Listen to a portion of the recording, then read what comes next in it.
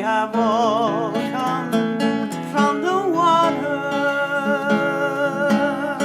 and others say from deep inside the earth. Some say that we were sent from other planets, and that the light of the sun and stars has given us birth. But you're the fire of creation, the breath of the eternal, the rhythm in our hearts, and the words upon our tongue. Your music fills our song and sets our feet to dancing, and gives us joy-filled wisdom that it's from you we have come. From you we all have come.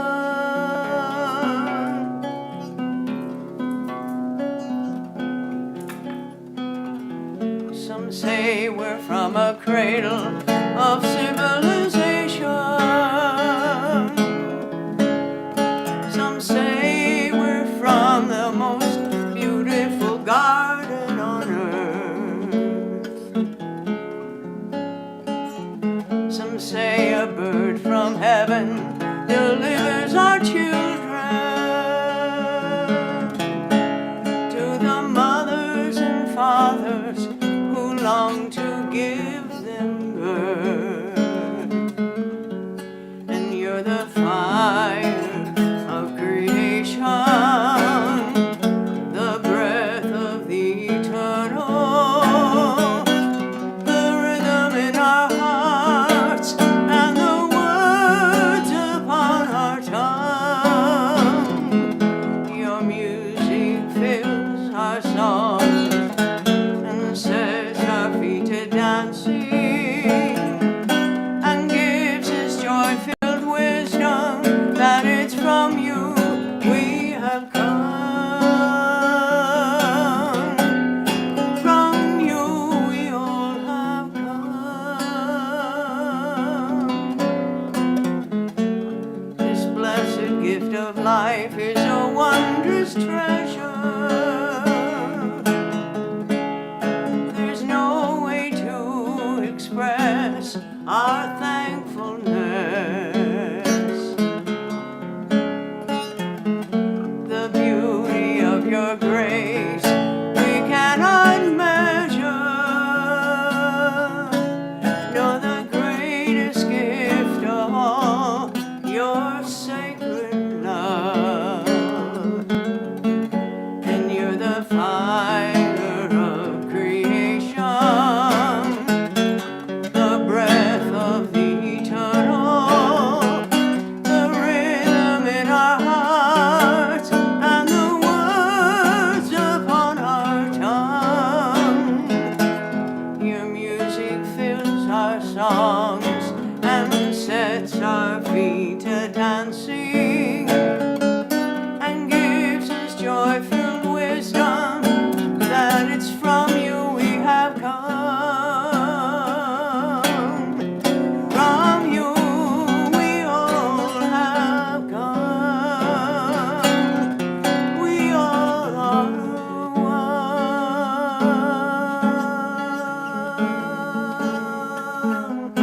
We all are one.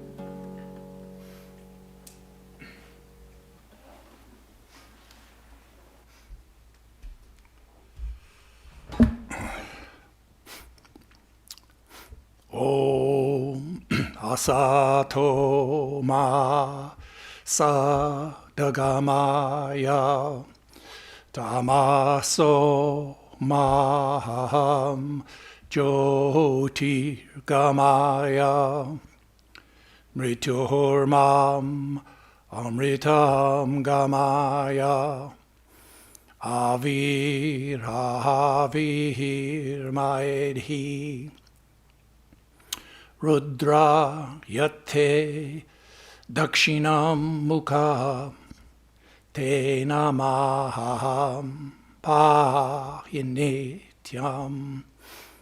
Om. Lead us from the unreal to the real. Lead us from darkness unto light. Lead us from death to immortality. And reach us through and through ourselves. And evermore protect us from ignorance by thy sweet, compassionate face.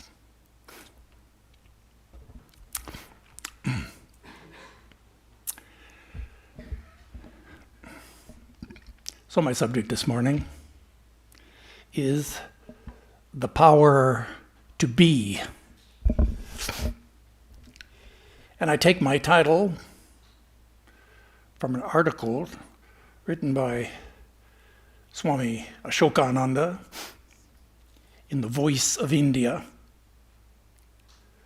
commenting on some verses in the Narayana Upanishad, where it speaks about the different expressions of Shakti,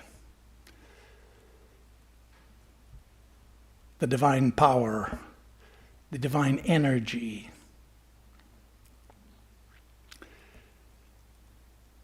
So this morning we're talking about the power to do, the power to resist, and the power to be. Let's look here at the first evolute, or the first level here. Gross, subtle, and causal. The power to do. Well, we begin at the beginning, where the Atman, that is our true self, the spirit, reflected in the buddhi, that means in our own intellect, appears as the doer of action. The buddhi is the determinative faculty. That is, it is the reason within us that enables us to understand and to make judgments about what is true. And we have many sources of inputs of information. And the buddhi, that is our own intelligent reason, determines what is good. And if our psyches are if your psyche is in order, if you have what Plato called a well-ordered psyche, then as a result of your decision, consciousness will flow in that direction towards the good. That is, consciousness is attention, and attention is energy. And wherever you put your attention, there flows a source of power that activates the prana, that is to say, the cells, the muscles, the tissues, the organs, the subtle energies called prana, the psychic prana. All of those begin to vibrate in resonance with your attention. And thus you're able to accomplish what you want to achieve. The consciousness within us, that is the spirit within us, well, it's called the spirit. That's the spirit. Consciousness is the spirit within us. And the power, that is the willpower, is the spirit in action. We have the power, that is our reason, that is our intelligence, has the power of volition. That is, we have within us the power to initiate actions and to persevere in our behavior so that we can continue to, we can achieve our actions. That's obvious. We take it for granted. But really, it's a divine power. And you remember once how there was a philosopher, his name was Shankaracharya. Shankaracharya was the father of the philosophy of non-dualism, of Advaita Vedanta, which maintains Brahman alone is real. The world is evanescent and changing. It's unreal like a mirage. Nature can have no power over us. That's the teaching of the philosophy of non-dualism. Now, Shankaracharya, at that time, well, his age was about 16 years. At first, it was forecast that he would live only 8 years. And so in those 8 years, he mastered all the information, all the knowledge of the universe. That is in the Upanishads, in the Vedic knowledge. And then he traveled north to India, and then he began to, he got a boon to live for another 8 years, where he began to argue the truths of this Vedanta philosophy. At that time, he was 16. And one day he was taking a bath in the river Ganges, and he came up out of the water onto the Manikarnika Ghat, the steps that lead down to the water, and he just collapsed. All the energy is drained out of his body. He couldn't move. He couldn't do anything. He couldn't move his arms. He couldn't move his legs. He could barely speak. And he cried out to those near him, but others at the Ghat, seeing that he was a very high caste Brahmin, they couldn't touch him. They couldn't help him. So they moved away. So there he lay helpless. And then there came along that way a young girl on her way to the Ghat. She came near, and Shankaracharya looked up and he said, "Mother, please help me. I don't have the power to move." And the girl came close to him and looked at him and smiled. And she said, "What is that you say, revered sir? You don't have the power to move?" And then she began to smile. And she began to laugh. And the stones of the Ghat began to shake and began to vibrate. And the waters of the river began to vibrate and to tremble. And the atmosphere began to shake. And the whole universe began to tremble. And then Shankaracharya realized, well, this is that divine mother that's worshipped here in the city. This is in Benares, the city of Benares, the city of learning, where he had come to argue with the saints. That's the place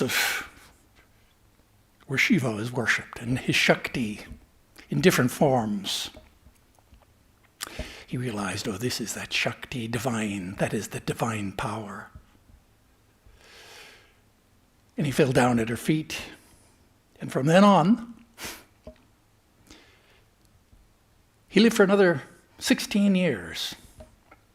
But he traveled the whole of India, visiting temples of different forms of the goddess and of divine manifestations, wrote beautiful hymns and praise of God and of the goddess, the creator, preserver, and destroyer of this world.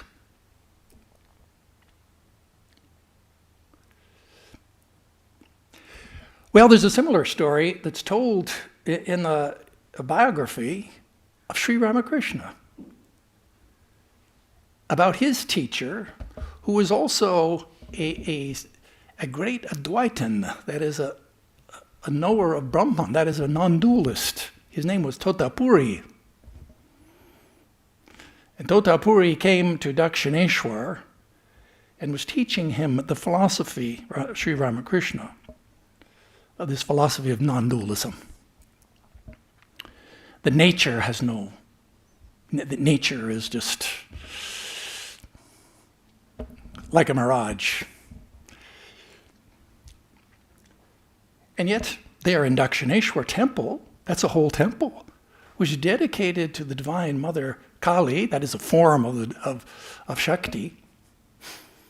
And Sri Ramakrishna was at that time well known as the priest of that temple, a great devotee of Kali.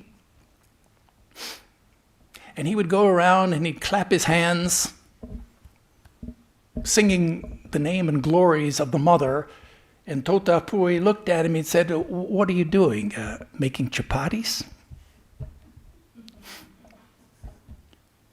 Well, one day, Totapuri used to sit every evening or at night, late at night, the dhuni fire he'd light under the Panchavati. And there he would enter into the meditation and samadhi. And like that, he would pass the whole night. On one occasion, he contracted dysentery. And so he was in great physical pain and discomfort from this dysentery. He just thought he would ignore it. Time went by, days went by. But very soon at night, one night, he sat for meditation, and he found that he couldn't withdraw his mind. He couldn't emerge into that higher samadhi because of the pain was dragging his mind down. And he became so vexed and annoyed with this obstruction. He said, "Well, okay, if that's I'll just end this body. It's giving me trouble. If it won't cooperate, I'll just end it right now." So he got up and he walked over. It's near the river Ganges, the Dakshineshwar temple.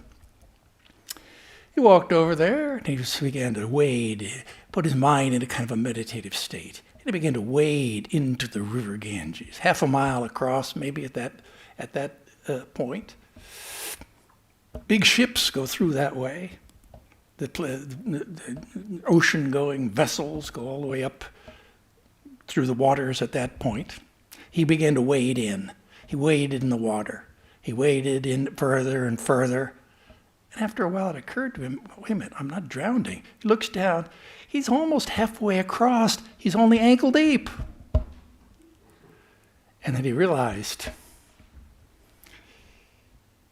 that Mother Nature is not cooperating with my intentions.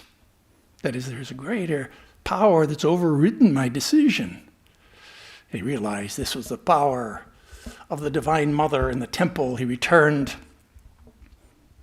made pranams in that temple, and thereafter, you see, he had a reverence for the worship of Shakti. So this is the power. We take the power for granted, but after all, we don't have that problem of Shankaracharya, because in our lives, the divine grace is. Sri Ramakrishna says that the wind of divine grace is always blowing. All you have to do is open the sails. You're on a boat, a sailboat. You don't have to worry about the wind. You don't have to worry about the wind being cut off at its source. That's not our problem. We have the power to do whatever we want to achieve and accomplish. This is why it's said in the Bhagavad Gita, in 10th chapter, the beautiful verse there about how look around you in the world of all of the amazing accomplishments and achievements and all of those people who have done those things. And they're just, it's like they're celebrities. They're like stars. That's why they're called stars. They just sparkle because they're just amazing of all that they've done and accomplished. And then in the Gita, Bhagavad Gita, there it says, Sri Krishna is saying, you see all those people, you see all those sparkling lights of those great achievers in the world. Each one of those are just flickering reflections. Those sparks are like reflections of the glory of my own power.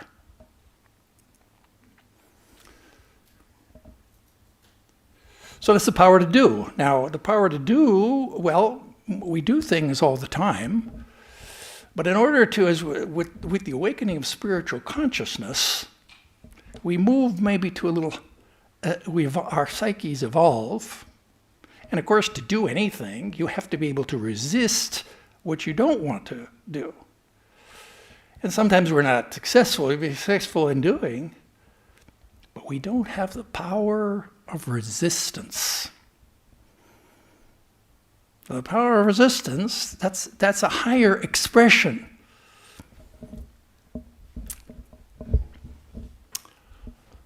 And in spiritual, now we're talking here about spiritual aspirants. And we have to be able to,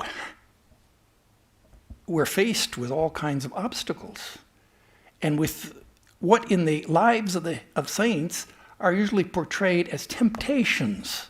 That is, things which lure us away from our goal.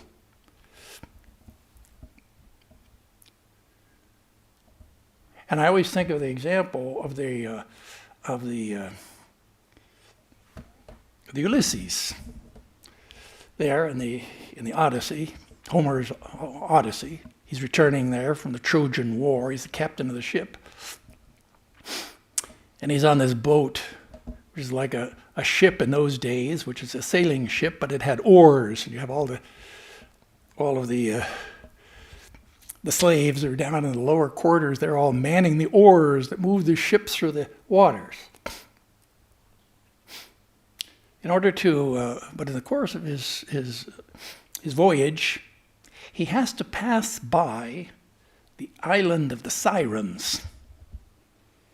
And this is the problem, because the Sirens are just, well, they're women. They have a face and body of a woman, but they have wings and talons. And they have beautiful, sweet, mesmerizing, spellbinding voice of sweet songs. And that's what they do. They just, for amusement, they sit up there and they sing these sweet songs, and it lures sailors onto these sharp, jagged rocks, and their boats crash and wreck. So Ulysses knew about this. He said, well, that's what we have to do. So he had a plan. He said, "When they come near that island," so he took some ball of wax, melted the wax in little pieces, put a little piece in each one of the ears of all of the crew, so they couldn't hear anything. So the crew is safe now, and they told him, he said, "Look, I'm going to bind me to the mast, the main mast of the ship, and so that I also cannot do anything. And if I plead and beg you to release me, don't do it." And so like this, they came by the island. Beautiful voices were heard. Ulysses, of course, he heard this voice. He's like, "Wonderful, please, let me loose here," he cried to the crew, to the sailors. Of course, they had wax in their ears. They couldn't hear him. And so the ship sailed on. And he managed to pass over that great temptation and to reach his homeland. He needed to have that power. That is, that holding on to that main mast to resist the power of resistance. Spiritual life. Well, you know, in the Upanishads, there's the Katha Upanishad begins with that account of Nachiketas. Nachiketas is just a boy. You know, maybe he's 8 years old. But he had a father, his name was Vajashravas. And his father was going to do a wonderful sacrificial rite called the great not a horse sacrifice, but it was a great sacrificial rite in which the idea is you took everything that was the very best that you had, all your possessions, and you had to offer them to the gods. And so like that, he was assembling the things there that he was going to offer, but his son noticed, who was a devotee of truth, his son noticed that he had the cows. Now, cows just means that's money. So he has cows. That's their wealth. But he noticed that the father was only selecting out those weak, old, barren, decrepit cows. Those are the ones he was getting ready to be sacrificed. And the boy thought, hey, that's not father. That's not right what you're doing. I thought that you were supposed to give the best of everything. Give everything that you have. The best of everything that you have. I see that you're giving all these cows. He says, well, but to whom will you give me? And the father hearing, of course, that's very impertinent for a boy to speak like that to his father in ancient times. You can't dare to question your father's judgment. Father looked at him and he says, who will I give you? I give you to death. In other words, go to the lower place. And the boy thought, okay, that's what my father said. So he just disappeared, left home. And he went down into the lower world. And there he came to the abode there of the Lord of Death, Yama. Waited for 3 days. Yama was off on some business. So he had to wait for 3 days. Didn't have anything to drink, didn't have anything to eat. And when Yama returned, of course, he was chagrined to see this kid. This is a high caste Brahmin, a guest, waiting there with nothing to eat or drink. Is a very great sin. So Yama said, oh, sir, please forgive me. He says, you've been waiting here 3 days. I will give you 3 boons. Ask whatever you want. And so Nachiketas says, well, boon number 1, yes. May my father no longer be angry with me. That was his first boon. Second boon is I want to teach me the secrets of the fire ceremony, whereby we may go and attain the heavenly worlds. And what's your third boon? Then he asked, the third boon is that you may teach me the secret knowledge of the self, that is of the Atman, of our true nature. And Yama said, oh no, please don't ask that. That you can't, I can't tell you that. But he pleaded. He said, I'll give you anything else you want. I'll give you wonderful horses and rulership of the world and beautiful dancing and singing girls. The boy said, no, yours be the horses, yours be the dance and song. As for me, I want the answer to my boon.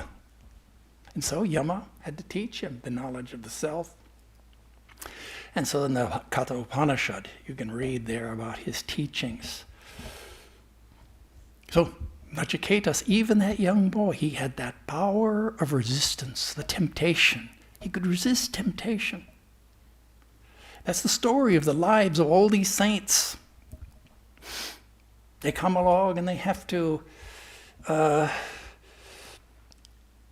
that power in order to succeed. There was a great saint in ancient times. He was a sage. His name was Vishwamitra.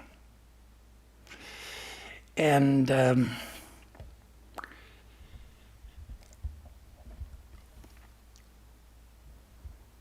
by the way, I forgot, the Shankaracharya, by the way, you can read about after he is an inspiration, after he had that vision at the Ghat, he wrote a poem. He wrote a ashtakam. It's called the Bhavani Ashtakam. That's a beautiful poem that he wrote there, and you can read that. Anyway, we're talking about Vishwamitra. We're talking about his temptation. The Vishwamitra he was a king, but he gave up his kingdom because he wanted to be a Brahmarshi, that is the greatest of the rishis. There's different levels of rishihood.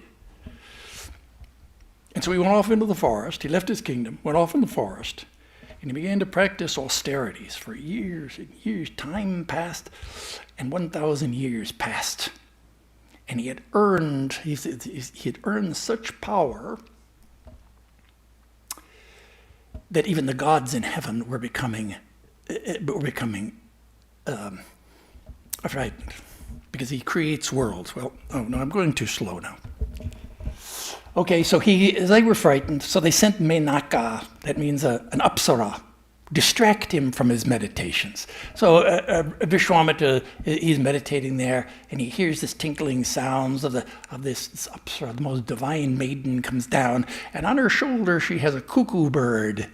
That's the god of love. He's on it, and she's singing, and he hears the tinkling he opens his eyes. Oh, what does he saw? Well, he just fell in love.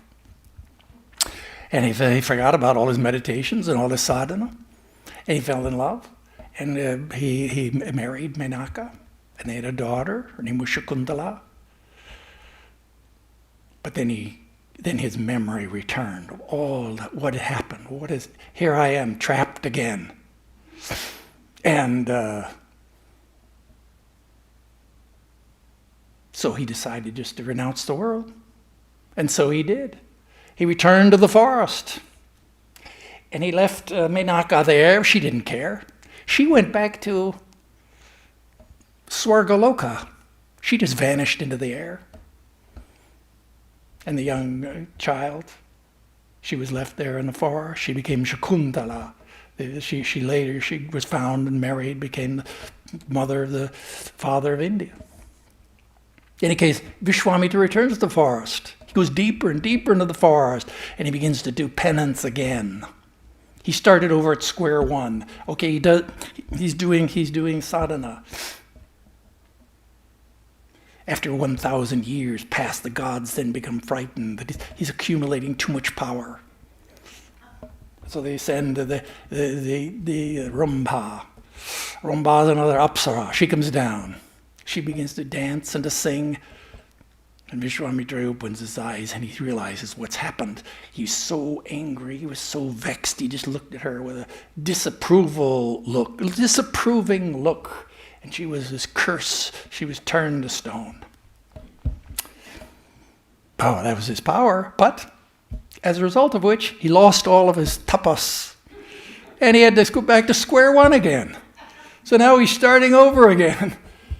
He goes back and he did deeper and deeper into the forest. He doesn't eat. He doesn't sleep. He just eats air. That's all he eats, and drinks water. That's all. And then time passes, years, and 1,000 years pass. And once again, the gods hear the cease accumulating too much power. So they send Rambha and Tilottama. And Vishwamitra hears the tinkling of those anklets. He opens his eyes and he smiles. He says, yes, just welcome. He says, enjoy the dance and the song. And so saying, he's smiling, he closed his eyes again and entered into his meditations. He had acquired that power of resistance. So let's look on here. Let's continue on to our power, our evolution here of power. There's a higher power. That is, when becoming, that is, in this world of nature, is all about ruled by the world of becoming. But when becoming, that is the world but when becoming merges and settles down, then it becomes being. That is, when the power, the active power, becomes potential, then it becomes the Vishnu, that's the God. So now the power, it's like the snake, Sri Ramakrishna, the snake in his wriggling motion. Once the wriggling motion stops, what's left? The snake is still there. The snake sits there. He has the power to be. He didn't do anything. And he's like Swami Vedarupananda, seated there in Uttarkashi, bitter cold, foothills of the Himalayas. Time of the snows coming down, there he sits there under a tree. He had virtually no covering for his body. And a traveler came along that way. He placed a very expensive shawl. As a devotee, he was a devotee. He said, oh, the Swami, maybe he needs some. He placed that shawl in front of him, made pranams, and went on his way.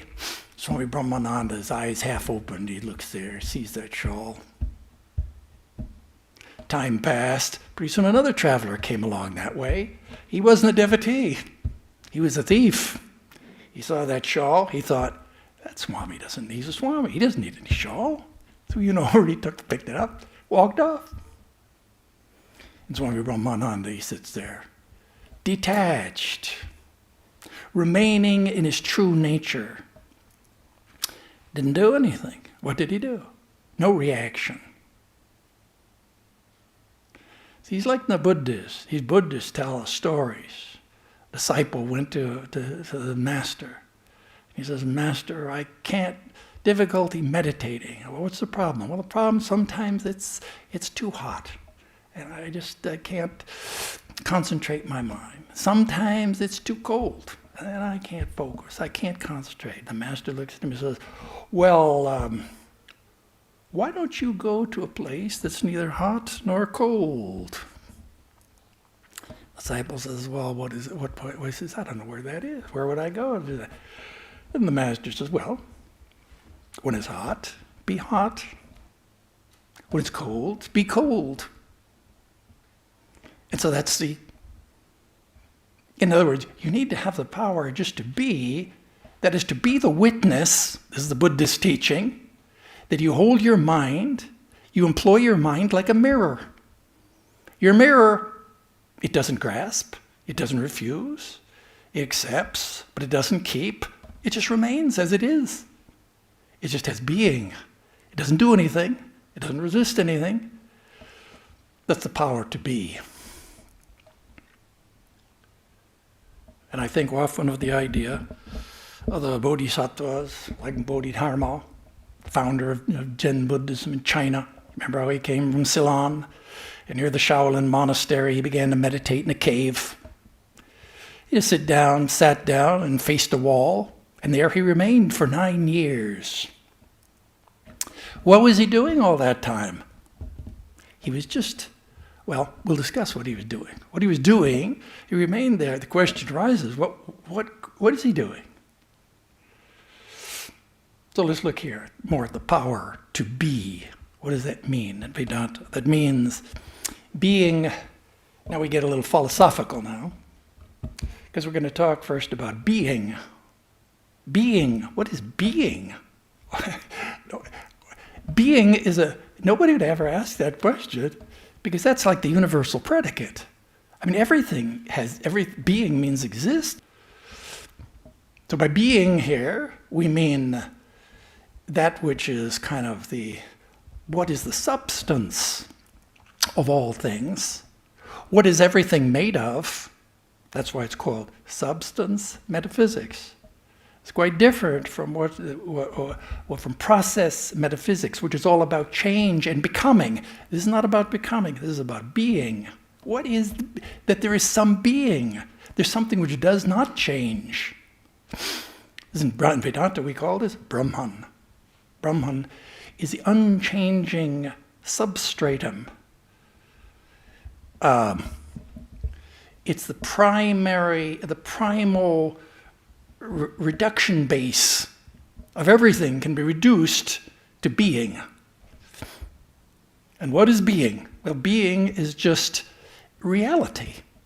Being is truth with a capital T. It's called truth because it corresponds with reality. It's the ultimate. That is, you've gone to there is a rock bottom. That is reality. That's the power to be.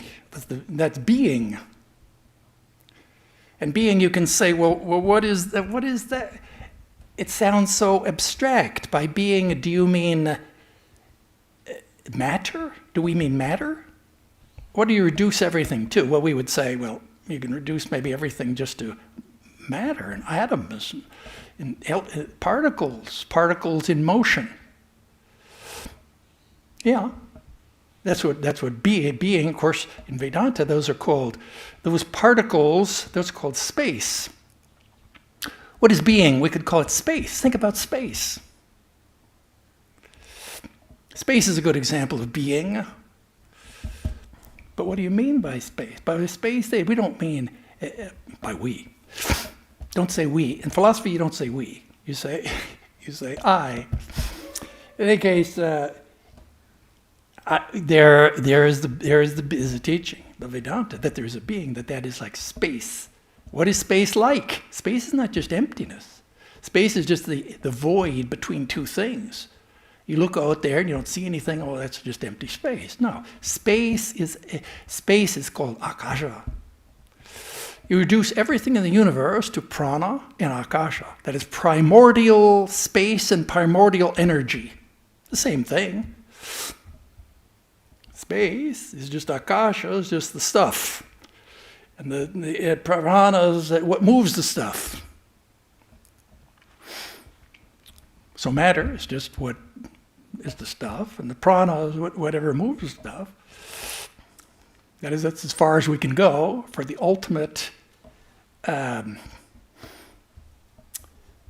teacher. You say, well, you mean it's all matter? Well, yeah, you look around, what is the essence of everything? It's just matter. Yeah, nothing wrong. Vedantins have no problem with that. Yeah, it's all matter.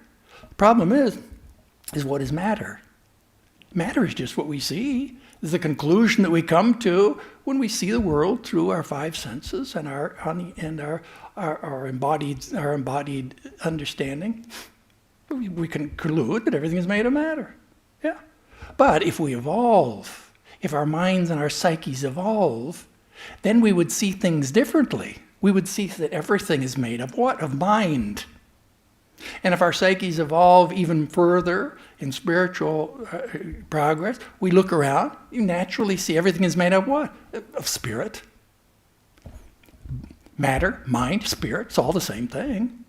It's just the difference is in us. It's our perspective, the way we're seeing it. Let's look here at a different aspect here of being. Being. Because this is the ground of being. This is why you can explain Bodhidharma. What was he doing there for 9 years looking at a wall? He was just being. That is, he was resting in his own nature. Another way to describe that is called consciousness. Now in Vedanta, there's an equation of identity between being and consciousness. Consciousness just means your own self-consciousness, your own awareness. And the idea is that this awareness, this is our spirit. That is, we have within us, you have a nature. You have a body and a mind, but interior to that, you have a nature. You have an essence. What is an essence? An essence means distilled. Think about distilled spirits. That's your spirit. That's the God within you. That is your self. Self. So you have a spirit. You have a self. And the teaching, of course, in Vedanta is that you don't have, it's not that you have a spirit or you have consciousness, but that you are consciousness. that is not an attribute of your being. It's not a predicate. It's your subject. You are consciousness. You are the spirit. It's not that you're a body and mind and have a spirit, a soul, but that you are a spirit. For a while now, you are embodied, incarnate in this body. And so the spirit, that is the consciousness within us, we can think of it as light. It's a light source. That every human consciousness is a light source. And it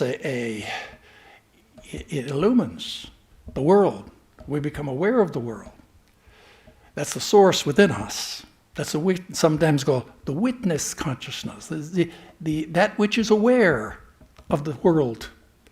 It's just like a light. Light doesn't do anything. It doesn't resist anything. It just rests in its nature, in its own being. That's why when you realize that, you become enlightened. And that consciousness is by nature infinite. That is, it's unlimited, like space. It's infinite. It's unbounded. It's unlimited. You can't imagine. Try to think about the edge of space. Well, no, you can't do that. Because you imagine that, oh, there's something beyond that. What's that? That's space. Try to imagine the edge of consciousness. You can't do it. It's impossible. You can't even conceive of it. Because consciousness is a presupposition of all of your thought. It's infinite.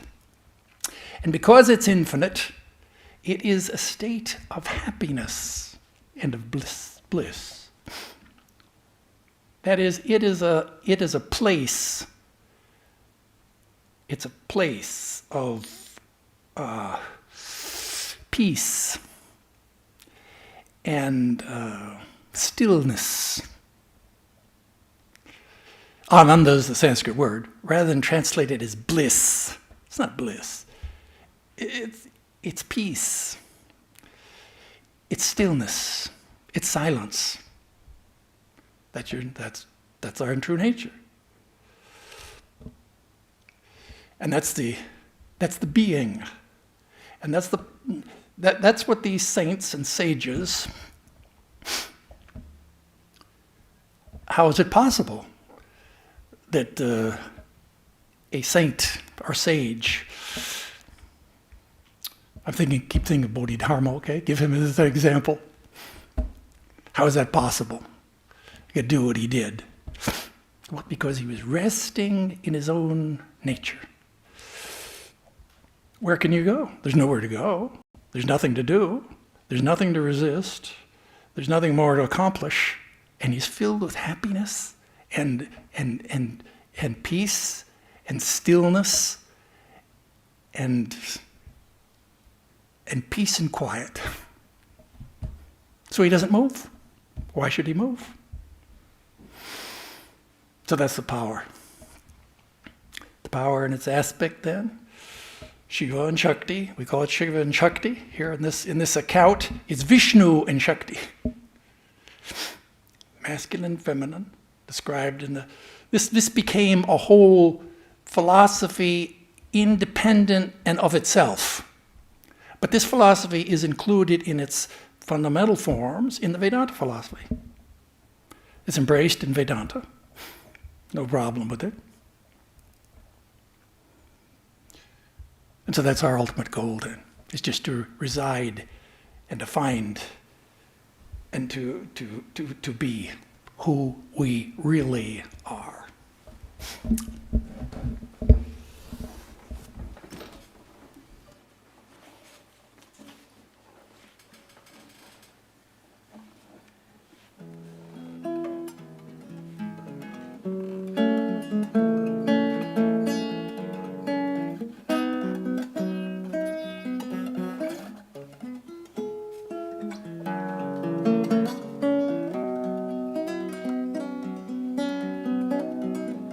My thoughts run here and then go there to remember joys and sorrows, lived and shared, so many waves of thought and care, as I journey from here to there.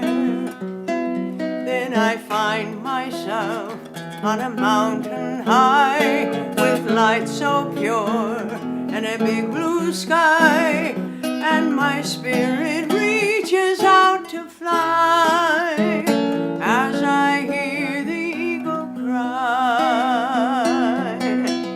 Then I soar beyond life's ocean's waves, to a blissful sea and a crystal cave, to that silent peace of a mountain's heart, to that same place in my heart. And in this silence, deep within this sacred place, this precious gem, my mind and heart fly to release, and I feel the sweetest peace, the sweetest peace, the sweetest peace, the sweetest peace.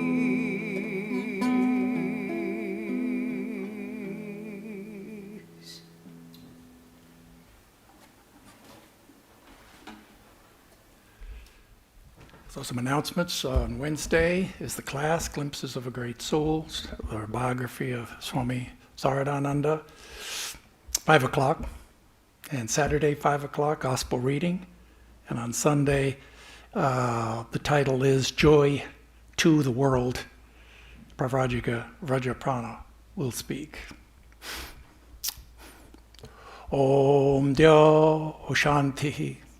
Antariksha ham shantihi, Prithivi hi shantihi, Apo shantihi, O Shadaya shantihi, Vanaspataya shantihi, Vishwe deva shantihi, Brahma shantihi, Saravam shantihi, Shantireva shantihi, Same Shantirehi, Om Shantihi, Shantihi, Shantihi. Om, peace is in heaven, peace is on the earth, peace is in the sky and in the waters. The herbs and plants and trees are full of peace. The gods are peaceful. May this eternal universal peace enter our souls and being. Om, peace, peace, peace be unto us all.